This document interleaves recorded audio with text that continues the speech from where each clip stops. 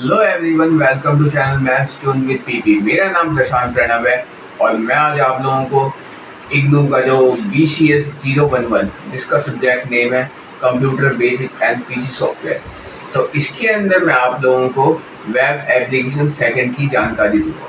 मैंने previous videos में web application first की जानकारी दे दी है, उसकी लिंक मैंने डिस्क्रिप्शन में डाल दी है, आप वहां से जाके देख सकते हैं। तो आइए हम जानकारी लेते हैं। तो ये देखिए, मैंने पिछले वीडियोस में आपको इसके वेब एप्लीकेशन से कुछ टॉपिक्स के बारे में आपको बताया था, ठीक है। तो हम आज वेब एप्लीकेशन सेकंड के कुछ टॉपिक्स के बारे में आपको बताते हैं, ठीक। तो इसमें क्या आता है, अकॉर्डिंग टू पिछले वीडियो मैंने आपको सारे मालवेयर वगैरह सब कुछ की जानकारी दे दी थी, ठीक है। तो इसमें है पर्पस ऑफ ई लर्निंग का क्या पर्पस है, ठीक है। तो ई लर्निंग होता क्या है, इलेक्ट्रॉनिक लर्निंग इसमें लिखा है मैंने, यहाँ देखिए आप, E learning also known as online learning. E learning को हम ऑनलाइन लर्निंग भी कहते हैं। Is design to provide individual with access educational resource courses degree programmes through digital platform. आजकल आपने देखा होगा, आप क्या करते हैं, आप नॉर्मली यूट्यूब खोलते हैं और आपको जो भी टॉपिक चाहिए होता है everything is provided on YouTube. सारे टॉपिक आजकल मतलब कि चाहे सिलेबस हो, चाहे कोर्स के बारे में जानना हो, चाहे हमें कुछ भी सीखना है, हमें कुछ भी जानना है, everything is provided on our websites और आवर पर्टिकुलर सोशल मीडिया, जैसे यूट्यूब हो गया या क्रोम ब्राउज़र हो गया, ऐसे ही हमारे प्रोवाइड है। तो आजकल क्या है कि सब कुछ मतलब कि वो ऑनलाइन हो गया है, ठीक। तो एजुकेशन भी हमें इंटरनेट के थ्रू अलग अलग डिजिटल प्लेटफॉर्म्स पे हमें अवेलेबल हो जाता है, ठीक। अब इसके पर्पसेस क्या है, इसमें इंक्रीज असेसिबिलिटी इसमें इंक्रीज हो जाती है। इन्हांस फ्लेक्सिबिलिटी इन्हेंस हो जाती है। असेसिबिलिटी का मतलब है रीच अ वाइडर ऑडियंस, जो ज़्यादा से ज़्यादा ऑडियंस इसमें आके यहाँ पहुँच सकते हैं, क्योंकि कुछ ऐसे लोग होते हैं, कुछ लोग ऐसे भी होते हैं कि मतलब कि किसी कारण से वो किताब प्रोवाइड नहीं करा सकते, या कुछ लोग ऐसे होते हैं कि आजकल तो किताब से तो कोई पढ़ता ही नहीं, ठीक। तो कुछ लोग ऐसे भी होते हैं कि किताब ले नहीं सकते या कुछ ऐसा, तो वो लोग क्या करते हैं कि वो मतलब कि हमारे ई लर्निंग के द्वारा एजुकेशन, अच्छी से अच्छी एजुकेशन वो गेन कर सकते हैं, प्राप्त कर सकते हैं, ठीक। Enhance flexibility allow learners to study their own place, अपने ही जगह पे, तो किसी भी लोकेशन से वो मतलब कि अपनी स्टडी कर सकते हैं, ठीक। और वो किसी भी समय अपनी स्टडी को कंटिन्यू कर सकते हैं, कोई दिक्कत नहीं होता, हमें कहीं जाने की ज़रूरत नहीं पड़ती। इम्प्रूव इंगेजमेंट को इम्प्रूव करते हैं। इसका मतलब है कि जैसे कोई पहले है, अगर हम इसमें कोई रेस्ट्रिक्शन नहीं होती कि हमें 2 घंटा ही पढ़ना है, 4 घंटा ही पढ़ना है, अगर हम चाहें तो 8 घंटा भी पढ़ सकते हैं, हम चाहें तो 12 घंटे ही पढ़ सकते हैं, कोई ऐसी रेस्ट्रिक्शन नाम की नहीं होती। रिड्यूस कॉस्ट मतलब कि इसमें कोई पैसा नहीं लगता। मिनिमाइज एक्सपेंस, हमें कुछ पैसे नहीं लगते या बहुत कम पैसे लगते हैं। जैसे हम यूट्यूब के द्वारा पढ़ रहे हैं तो हमें यूट्यूब में कोई पैसे नहीं लगता, बस हमारे नेट, वाईफाई या इंटरनेट वगैरह चाहिए होता है, ठीक। अब जैसे कोई भी किताब है, अगर वो बाहर हम लेने जाए तो वो किताब जैसे 250 रुपये की मिल रही है, और वही सेम किताब अगर हम थ्रू फ्लिपकार्ट या थ्रू अदर वेबसाइट्स पे अवेलेबल हो जाए, कोई ऐसी किताब होती है कि हमें क्रोम ब्राउज़र पे फ्री में अवेलेबल होती है, पूरी PDF अवेलेबल हो जाती है क्रोम ब्राउज़र पे, लेकिन कुछ ऐसी किताबें होती है जो अवेलेबल नहीं होती, तो उसे हमें ख़रीदनी पड़ती है। तो वो मिनिमम बहुत ही कम, मतलब कि ना के बराबर पैसों में वो हम उसे ईज़िली अपने पास ले सकते हैं, ठीक है। अब अगला है पर्सनलाइज लर्निंग, जैसे इसमें tailor education of individual needs to abilities, ठीक है। अब इसके एडवांटेजेस क्या हैं, इसके एडवांटेज कन्वीनियंस है, यानी learn from anywhere at any time, आप कहीं से भी और किसी भी समय पढ़ सकते हैं, सीख सकते हैं। Self placed study at your speed retrieving material as needed, आप अपने तरीके से पढ़ सकते हैं, अपनी स्पीड के अनुसार स्टडी कर सकते हैं, आपको अपने इच्छा अनुसार मटेरियल भी प्रोवाइडेड हो जाती है, ठीक। accessibility, reach learners and with disabilities and remote location, मतलब कि लर्नर्स को कोई ऐसी कठिनाई की सामना नहीं करना पड़ता, उसे कहीं जाने की ज़रूरत नहीं पड़ती है, वो चाहे तो अपने ही घर से वर्क फ्रॉम होम मतलब कि स्टडी फ्रॉम होम वो कर सकता है। कॉस्ट इफ़ेक्टिव, इसमें कॉस्ट का भी बहुत बड़ा फैक्टर होता है कि मतलब कि उसमें से किसी मटेरियल की यानी कि बिना कोई ट्रैवल किए बिना कोई चले उसके पास हर मटेरियल उसके पास अवेलेबल होता है। एक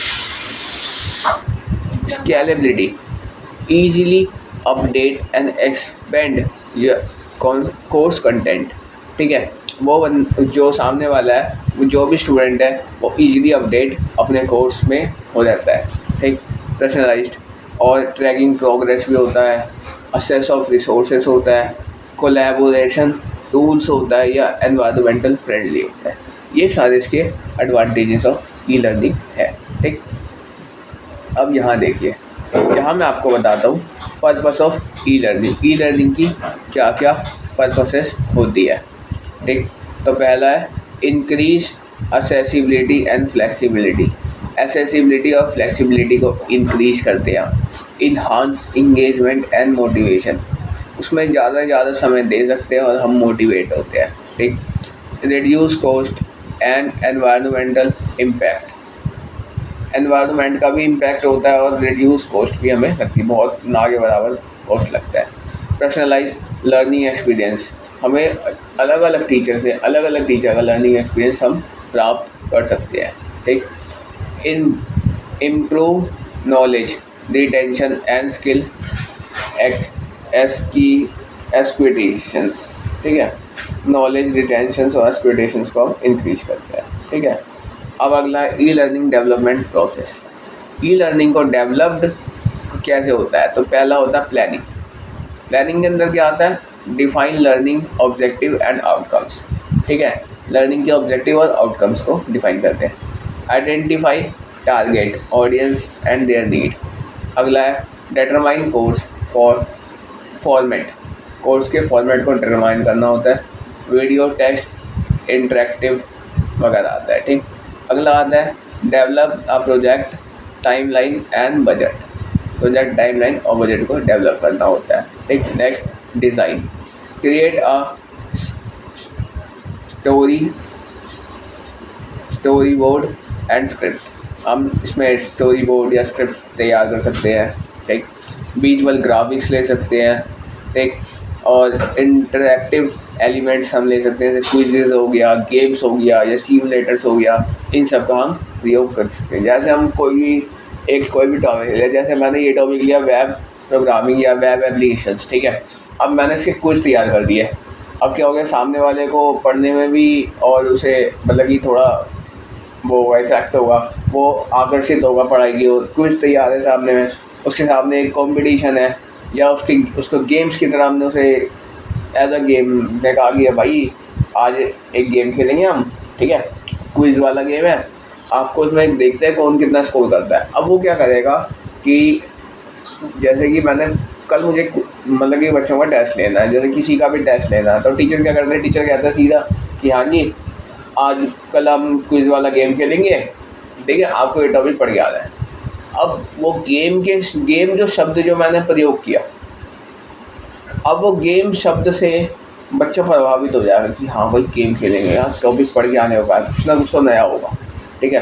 तो इसमें क्या होगा, बच्चा अट्रैक्ट होता है, पढ़ाई की ओर आकर्षित होता है, ठीक।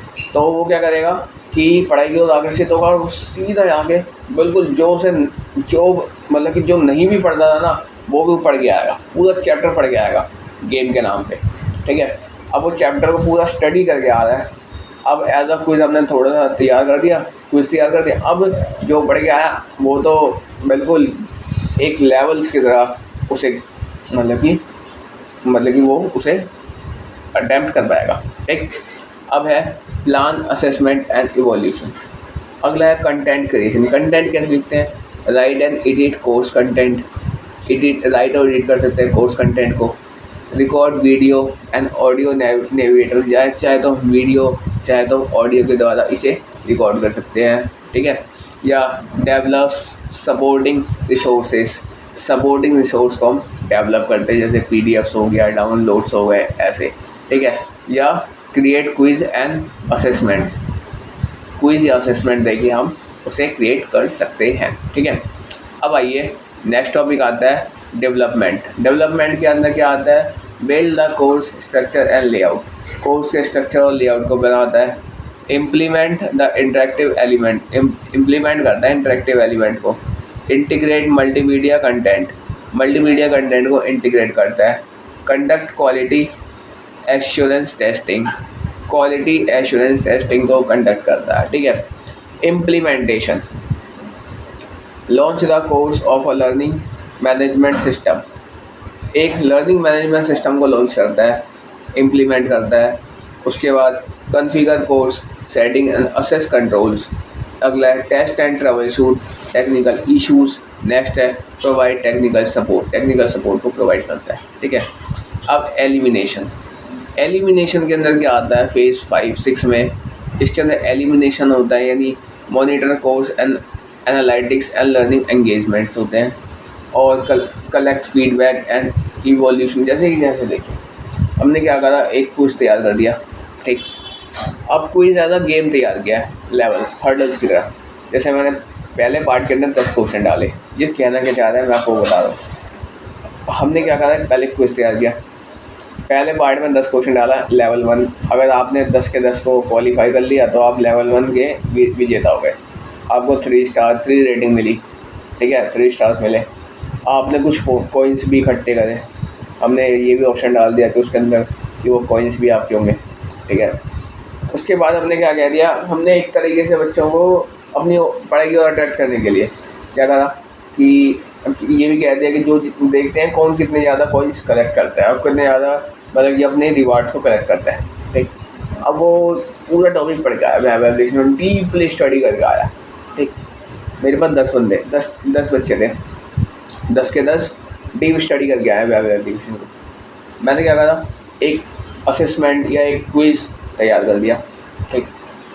अब उसके अंदर क्या करा मैंने, एज अ गेम, जैसे गेम में लेवल्स होते हैं, मैंने 12-15 लेवल्स तैयार कर दिए, ठीक है। जैसे पूरे कोर्स का मैंने ले लिया, एक टॉपिक है वेब एप्लीकेशन, उसके अंदर और भी अलग अलग टॉपिक हैं, ठीक है। माई पर्सनल कंप्यूटर, जितने भी चैप्टर्स हैं उसको मैंने 12-15 चैप्टर्स हैं उसको 12-15 हर्डल्स बना दिए उसके, ठीक। हमने कह दिया कि कुछ टाइम दे दिया बच्चों को कि हाँ भाई ये तुम्हें ये टॉपिक है, तुम्हें कवर करके आना है, तुम्हारा इतने तारीख को क्विज़ होगा, ठीक है। वो एज अ गेम होगा, उसमें देखा जाएगा कि कौन सा ऐसा स्टूडेंट है कि वो कितने ज़्यादा से ज़्यादा वो मतलब कि स्कोर कर सकता है, कितने ज़्यादा पॉइंट्स को गेन कर सकता है। हमने जो गेम बनाई, जो क्विज़ तैयार किया है, उसके अंदर हमने एक वो कर दिया कि रिवार्ड का रख दिया कि जो इतने ज़्यादा गेन करेगा तो उसको ये रिवार्ड मिलेगा, जो इतना करेगा उसको ये मिलेगा, जो इतना करेगा इसको ये मिलेगा। ऐसे हमने हर्डल्स बना दी रिवार्ड्स की भी, ठीक है। और एक बना दिया कि जिसने पूरा फुल टू फुल करा उसे भाई बिल्कुल बढ़िया सा कुछ चमचमाता बढ़िया सा कुछ गिफ्ट मिलेगा, ठीक। अब उसके बाद वो अपना पढ़ाई में लग गए। अब इससे क्या हुआ कि वो फोकस ऑन स्टडी पे फोकस क्यों करेगा, वो आगे की प्लानिंग, आगे हमने क्या बताया कि जितने ज़्यादा रिवार्ड कलेक्ट करेगा, जितने ज़्यादा कॉइन्स कलेक्ट करेगा उसको उतना बढ़िया गिफ्ट मिलेगा। अब उसके क्या है, वो लालच है उसके अंदर कि हाँ भैया मुझे लालच भी है, लगन भी है कि मुझे इतना इतना बढ़िया गिफ्ट मुझे मतलब कि सबसे बढ़िया गिफ्ट मुझे लेना है।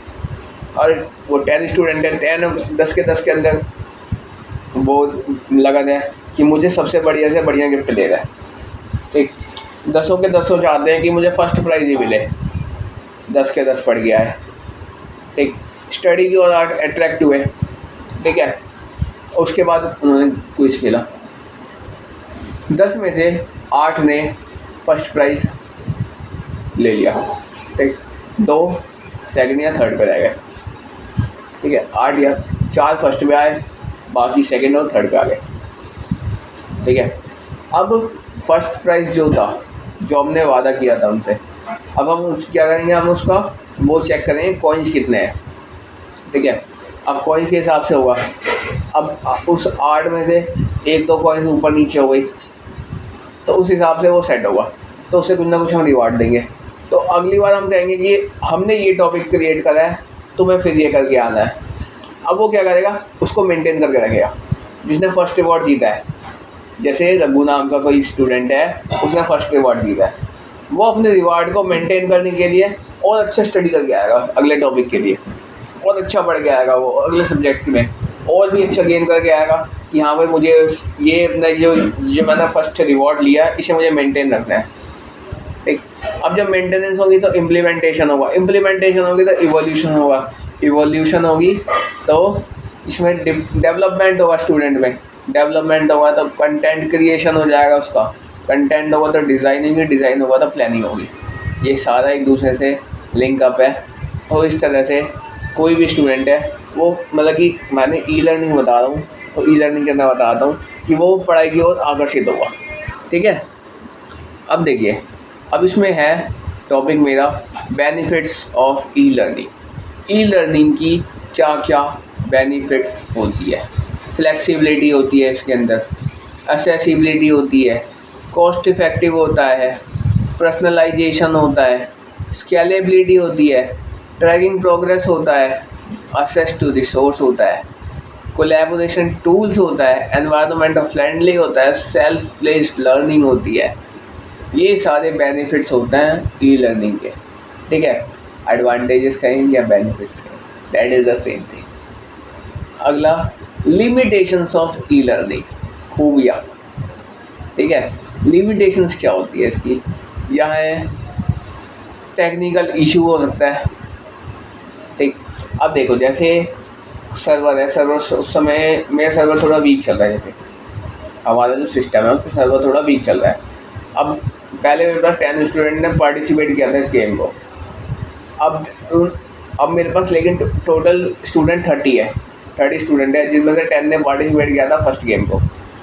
उन्हें बाकी 20 को लगा क्या पता देंगे नहीं देंगे, ऐसे ही कह रहे ये है वो है। ठीक है, अब अगला क्या होगा कि जो बाकी जो स्टूडेंट है, बाकी जो अदर स्टूडेंट है, वो क्या करेगा, वो 10 वाला जो है, वो जो 10 स्टूडेंट है वो बाकी 20 स्टूडेंट्स को बताएगा कि हाँ भाई ये जो क्विज़ है ये सही है, बहुत सही चीज़ है, इसमें हमें रिवॉर्ड भी मिलता है, ये मिलता है, वो मिलता है, ये मिलता है, वो देखा, ये देखा, ऐसा सब कुछ सारी इन्फॉर्मेशन हो बाकी वो 10 स्टूडेंट 20 स्टूडेंट को बता देंगे। अब ये सब बताने के बाद क्या होगा, वो 20 मतलब कि बूस्ट हो जाएगा, फुल टू फुल बूस्ट हुआ है। अब उन्होंने 20 ने और जो 10 के अलावा जो 20 थे उन्होंने भी एक्सेप्ट वो मतलब कि जो क्विज़ था वो कर लिया कि क्विज़ हम भी खेलेंगे। ठीक है, अब पहले मेरे पास उस सर्वर की क्या थी कि पहले इसमें मतलब कि सर्वर 10 स्टूडेंट ले रहा था एक समय, 10 स्टूडेंट, लेकिन सर्वर की कैपेसिटी है 25 स्टूडेंट्स को लेने की। सर्वर पहले से भी क्या 25 स्टूडेंट्स को ले सकता है वो बिना कोई टेक्निकल इशू के, लेकिन 5 स्टूडेंट और एक्स्ट्रा जो आ रहे हैं तो हो सकता है सर्वर हमारा डाउन जा सकता है। ठीक है, सर्वर पहले से वीक है, 5 स्टूडेंट और एक्स्ट्रा आ गए तो सर्वर और ज़्यादा वीक हो जाएगा, ये ऐसा हो सकता है। ठीक है, लैक ऑफ ह्यूमन इंटरेक्शंस, बहुत ज़्यादा ह्यूमन इंटरेक्शंस के कारण से ये होता है। ठीक, सेल्फ मोटिवेशन, वो सेल्फ मोटिवेट हो जाते हैं। कैसे, आपने देखा होगा हमारे केबीसी होता है इंडिया में, कौन बनेगा करोड़पति। अब जैसे देखो किसी भी मोहल्ले से कोई बंदा केबीसी क्विज़ जीत के आया, ठीक है, अब ये बात पूरे मोहल्ले में फैल गई कि हाँ रघु नाम का कोई है पर्सन है, कोई रघु नाम का, उसने केबीसी क्विज़ जीता और उसने 7 करोड़ पूरे जीते हैं। ठीक है, पूरे 7 करोड़। अब क्या होगा, जो रघु का पड़ोसी है रामू, और उसके एक और पड़ोस में है श्याम, एक रामू और एक श्याम है, वो सेल्फ मोटिवेट हो जाएंगे कि भाई जब वो 7 करोड़ जीत सकता है तो हम क्यों नहीं, हम भी जीत सकते हैं। तो इसे कहते हैं सेल्फ मोटिवेशन। ठीक, अब लिमिटेड फीडबैक, भाई फीडबैक तो लिमिटेड है सबके लिए कि कोई 7 करोड़ जीत रहा है, कोई 1 करोड़ जीत रहा है, कोई 10 लाख जीत रहा है, जीत तो रहा है, लेकिन फीडबैक तो लिमिटेड है, फीडबैक तो कोई अलग नहीं किया हमने। ठीक है, तो ये होता है डिपेंडेंस एंड टेक्नोलॉजी। अब वो क्या हो जाएगा, खुद डिपेंडेंट हो जाएगा। जब वो सेल्फ कॉन्फिडेंट होगा तो वो खुद ही डिपेंडेंट हो जाएगा और टेक्नोलॉजी पे। ठीक, उसका सिक्योरिटी कंसर्न्स भी बहुत बड़ा फैक्टर है कि risk data branches and cyber attacks. अब सिक्योरिटी कंसर्न्स में क्या होता है कि हमें हैकर्स वगैरह से बच के रहना होता है कि हम कहीं उस वेबसाइट को ना खोल दें जिससे कि हमारा डाटा लीक हो जाए, ठीक है, क्योंकि बहुत सारे ऐसे फेक वेबसाइट्स भी होते हैं, ठीक है। Limited hand on experience limited hand on experience को हमें देखना होता है, ठीक है। लैंग्वेज बैरियर्स होते हैं कई जगह, लैंग्वेज का भी बहुत ज़्यादा वो होता है, नॉन नेटिव स्पीकर्स होते हैं कहीं कहीं, ठीक है। सपोर्ट सर्विसेज होता है और एक जगह होता है असेसमेंट चैलेंजेस भी होते हैं, ठीक। तो ये था मेरे ई लर्निंग के बारे में। नेक्स्ट टॉपिक आता है मेरा मॉडल। मॉडल होता क्या है? मॉडल है real world system concepts ideas. Real world system के कॉन्सेप्ट या आइडिया को जो रिप्रेजेंट करता है उसे हम मॉडल कहते हैं, ठीक है। अब क्या होता है, इसके अंदर क्या क्या यूज़ होता है? पहला है सिंप्लीफाई कॉम्प्लेक्स फेनोमेना। सिंप्लीफाई करता है कॉम्प्लेक्स फेनोमेना को। Analyse relationship and behaviour, analyse करता है रिलेशनशिप और बिहेवियर को। Predict outcomes and trades, outcomes और ट्रेंड्स को प्रिडिक्ट करता है। कम्युनिकेट आइडियाज़ एंड इनसाइट्स, ठीक है। अब टाइप्स ऑफ मॉडल्स, मॉडल्स के क्या कौन से टाइप है? पहला फिजिकल टाइप, फिजिकल टाइप में स्केल मॉडल आता है। अगला है कॉन्सेप्चुअल मॉडल्स, इसमें आता है एब्स्ट्रैक्ट रिप्रेजेंटेशन, ठीक है। इसमें आता है डाटाग्राम या फ्लो चार्ट। अगला आता है मैथमेटिकल मॉडल्स, इसमें इक्वेशन या एल्गोरिथम होता है। कंप्यूटेशनल मॉडल्स में सिमुलेटर्स या सॉफ्टवेयर्स होते हैं, ठीक है। अब देखिए, model are used in the various fields including, model अलग अलग फील्ड में भी होता है, जैसे हमारे साइंस में यूज़ होता है, जैसे क्लाइमेट मॉडल होता है या मॉलिकुलर मॉडल्स होते हैं। इंजीनियरिंग में डिज़ाइन मॉडल या स्ट्रक्चरल मॉडल होता है। बिजनेस में फाइनेंशियल या मार्केट होता है। एजुकेशनल में इंस्ट्रक्शनल और लर्निंग मॉडल्स होते हैं। तो डिफरेंट टाइप्स के मॉडल्स होते हैं। ये आपको शॉर्ट नोट्स में आ सकता है टॉपिक। नेक्स्ट है, ये भी शॉर्ट नोट्स का टॉपिक है, शॉर्ट नोट्स में भी आता है या लॉन्ग टाइम में भी क्वेश्चन आता है। कोलैबोरेशन ऑफ इंटरनेट, ठीक है। इंटरनेट कोलैबोरेशन क्या होता है? Collaboration on the internet refers to the use of digital tools को बताता है and platform to facilitate communication, coordination and collaboration among individual group, एक इंडिविजुअल ग्रुप का कोलैबोरेशन, ठीक है। Working together and on a project और task regardless to their geographical location, आपके geographical location का। अब टाइप्स होते हैं रियल टाइम कोलैबोरेशन, एक होता है आइसिंक्रोनस कोलैबोरेशन। तो रियल टाइम में क्या आता है? Simulated collaboration use in video conflicting होता है, इंस्टेंट मैसेजिंग होता है, कोलैबोरेटिव एडिटिंग होता है, ये सब रियल टाइम कोलैबोरेशन में आता है। एसिंक्रोनस कोलैबोरेशन के अंदर आता है डिफरेंट टाइप्स होते हैं यूजिंग टूल्स लाइक ईमेल्स हो गया, डिसीजन बोर्ड हो गया, वर्जन कंट्रोल सिस्टम्स हो गए, ये सब एसिंक्रोनस कोलैबोरेशन में आता है, ठीक है। अब famous web browser collaboration tools कौन कौन से होते हैं वो मैं आपको बताता हूँ। पहला होता है गूगल वर्कस्पेस, ठीक। सेकंड माइक्रोसॉफ्ट टीम्स, ठीक है। फिर आता है स्लैक आता है, फिर आता है टेलेरो आता है, फिर एसाना आता है, फिर आता है ड्रॉपबॉक्स, नोटेशन, ठीक है, नोशन, हाँ। फिर आता है ब्रेकल, फिर आता है बेस कैम्प, ये सारे आते हैं, ठीक है। अब हम यहाँ पे आपको बताते हैं, एडवांटेजेस ऑफ ब्लॉगिंग। ब्लॉगिंग पता है पहले कहते किसे हैं? ब्लॉगिंग हम कहते किसे हैं ये पता है पहले? ठीक है, मैं बताता हूँ ब्लॉगिंग क्या होता है। ब्लॉगिंग वो जो होता है जहाँ पे आपने देखा होगा, ये आजकल यूट्यूब पे जो ब्लॉगिंग होता है उस ब्लॉगिंग की बात नहीं कर रहा मैं, वो ब्लॉगिंग अलग है, ये ब्लॉगिंग अलग है, ठीक है। ब्लॉगिंग होता क्या है वो मैं आपको बताता हूँ। आपने देखा होगा आजकल लोग क्या करते हैं सोशल मीडिया पे, या तो ट्विटर हो गया या इंस्टाग्राम हो गया या आपका फेसबुक हो गया, इवन आपके व्हाट्सएप में, आजकल व्हाट्सएप में भी लोग ब्लॉगिंग करते हैं। वो क्या करते हैं, कोई भी लाइन बढ़िया लगी, कोई भी पोस्ट बढ़िया लगी, कोई भी लाइन बढ़िया लगी, कोई भी मतलब कि कुछ डिफरेंट जो मतलब कि कुछ भी बढ़िया लगती है वो क्या करते हैं, सब पोस्ट कर देते हैं। आप अपने वेबसाइट पे भी पोस्ट कर देते हो कुछ भी बढ़िया क्विट्स वगैरह ये सब, तो वो ब्लॉगिंग होता है। ठीक, अब इसके एडवांटेजेस क्या होते हैं? एडवांटेज होते हैं इस्टेब्लिश ऑथोरिटी को इस्टेब्लिश करता है। जैसे blogging helps establish you expert in your building trust and audience. आप क्या करते हैं कि ब्लॉगिंग सामने वाले ऑडियंस को अट्रैक्ट करता है, एक्सपर्ट्स बनाता है। इम्प्रूव राइटिंग स्किल, आपकी राइटिंग स्किल को इम्प्रूव करता है। बूस्ट एसईओ, आपकी सर्च इंजन जो है ऑप्टिमाइजेशन उसका बूस्ट करता है। इंक्रीज ऑनलाइन विजिबिलिटी को इंक्रीज करता है। सपोर्ट बिजनेस गोल्स को इंक्रीज करता है। ठीक है। एनकरेजेस इंगेजमेंट, लोगों को इंगेज करता है, लोगों को कहता है टू और मोर कम्युनिकेशन। आप मतलब टू और blogging allow two way communication, 2 way communication को अलाउ करता है विद योर ऑडियंस से।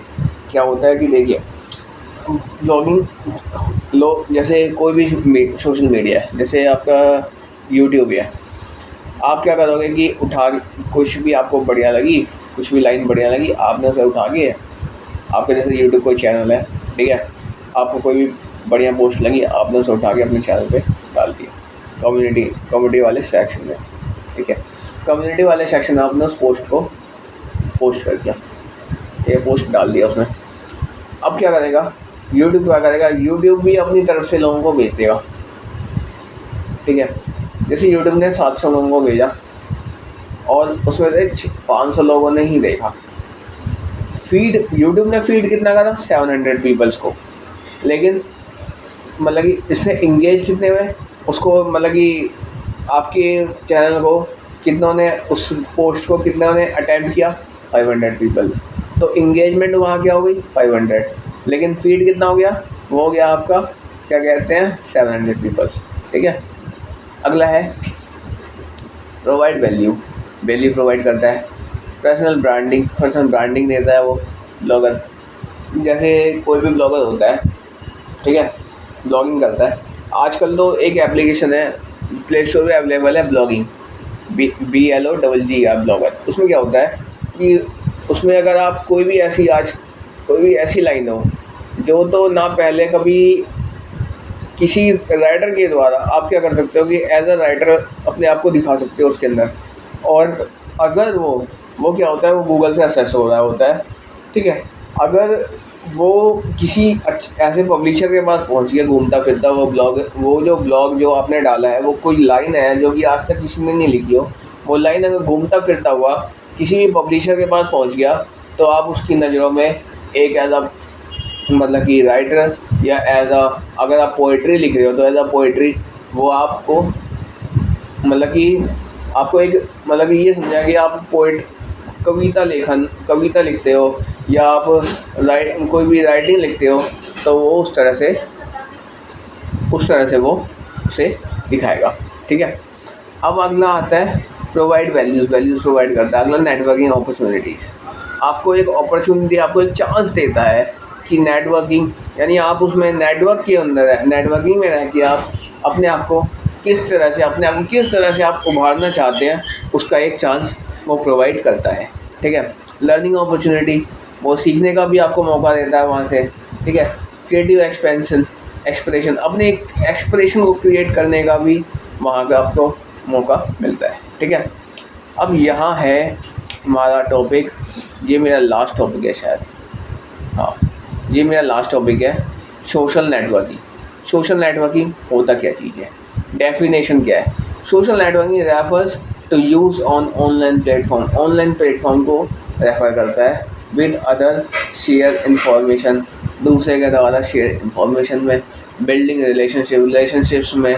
ठीक है, टाइप्स ऑफ सोशल नेटवर्किंग इसमें आता है आपका, जैसे सोशल मीडिया हो गया, प्रोफेशनल नेटवर्क्स हो गया, या इंटरनेट बेस्ड नेटवर्क हो गया, या VCN होता है ना, विजुअल सर्टेन नेटवर्क्स हो गया। ठीक है, अब की फीचर्स क्या क्या यूज़ होता है इसमें, यूज़र प्रोफाइल्स होते हैं, फ्रेंड्स या फॉलोअर्स कनेक्शंस होता है, या न्यू फीड्स होते हैं, शेयरिंग और पोस्टिंग कंटेंट होता है, कनेक्शन एंड कमेंटिंग या मैसेजिंग होता है, ग्रुप्स या कम्युनिटीज़ होते हैं, ठीक है। अब इसकी बेनिफिट्स क्या क्या है? कलेक्टिवली और and community building, information sharing and discovery, networking and career opportunities, personal branding and self expression, entertainment and socialization, ठीक है। चैलेंजेस में क्या है कि प्राइवेसी एंड सिक्योरिटी कंसर्न्स है, साइबर बलिंग एंड ऑनलाइन होता है ये, फिर इंफॉर्मेशन ओवरलोड एंड नॉइजी होता है, ठीक है। एडिक्शन एंड एडिक्ट होते हैं लोग इससे, ठीक है। उसके बाद ये है डिस इन्फॉर्मेशंस, ठीक है। अगला है बेस्ट प्रैक्टिसेस, क्या होता है इसके? Be authentic and genius, use strong privacy settings होते हैं, इंगेज रिस्पेक्टफुली एंड काइंडली, आपको रिस्पेक्टफुली और काइंडली इंगेज होना होता है इसमें, share valuable and relevant content और take breaks and maintain balance, ये सारे इसके अंदर आते हैं। तो इस तरह से मैंने आपको वेब एप्लीकेशन सेकंड कवर कराया, ठीक है। तो मैं उम्मीद करता हूँ कि आपको ये समझ में आया होगा, और इस तरह से आज जो है BCS 011 computer basic and PC software हमारा कंप्लीट हुआ, ठीक है। तो we will meet again on the next class in next subject. हम अगली क्लास में अगले सब्जेक्ट में मिलेंगे। Best of luck for your exam. I hope you can understand these topics which I can explain you मतलब कि वो आप उसे you can practice regularly and score good in your exam, ठीक है। तो then we will meet again on the next class.